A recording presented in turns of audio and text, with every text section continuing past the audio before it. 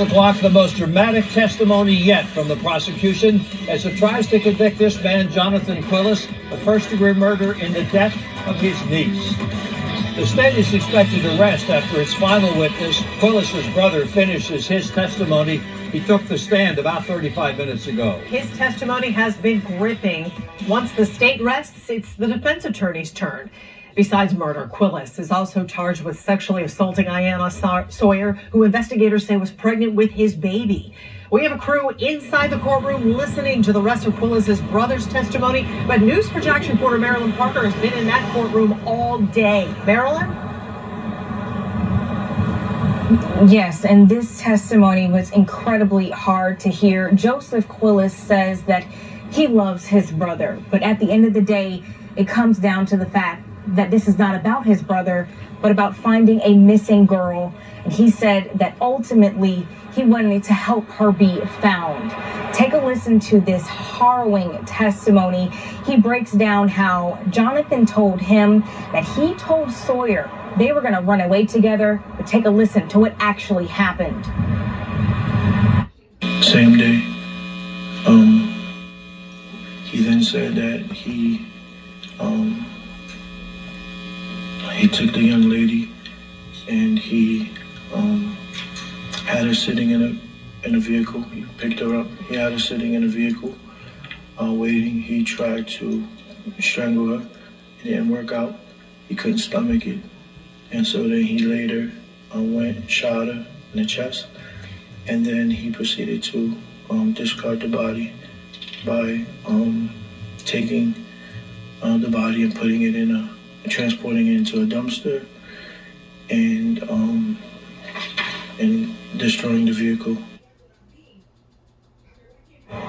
He also told the court that Quillis told him he wrapped her body in a carpet and then transported her to the dumpster place, and then he used the machine, and he knew when that dumpster would be picked up. He had it all planned out. He told his brother he'd been planning this for months. Incredibly disturbing. Now, we also heard other testimony that pointed to Quillis admitting to the crime. We want to start with Naomi Mobley. This is Quillis's ex-wife. She talks about when she started to see his behavior change.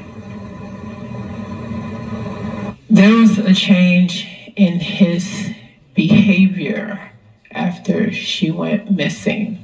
Prior to that, he was fidgety and nervous and always speaking about the fact that he could not get a hold of his brother. He was restless. After she went missing, then he slept like a baby. And I'm aware of this because I was very pregnant and I was up every hour on the hour to go to the bathroom as he slept like a baby.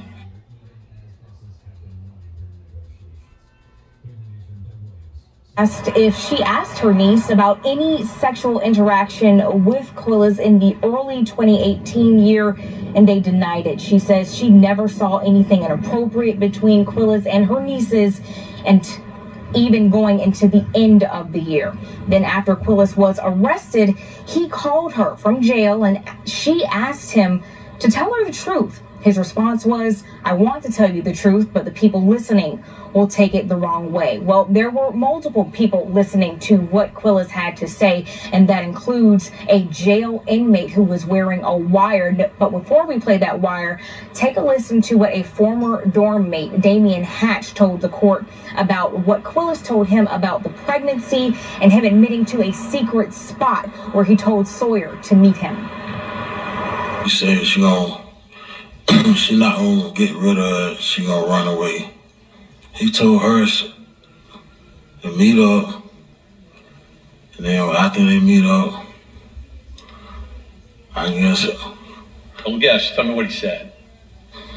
He just said, meet up at the spot. Then when they meet up, don't tell no one. Then when they met up, that's when he choked her. And then she said she wasn't dying. He pulled his gun out and shot her. And so it's just, once he shot her, he threw her body in the dumpster.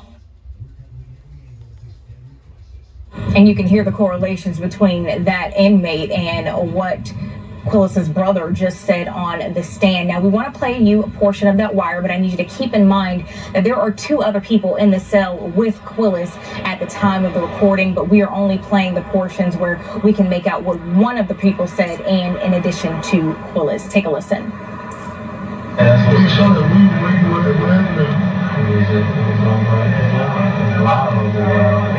Oh, you shot at the job and left it there overnight. You pulled some oil where the blood was? Yeah, no, it's dirt. You just scoop it up.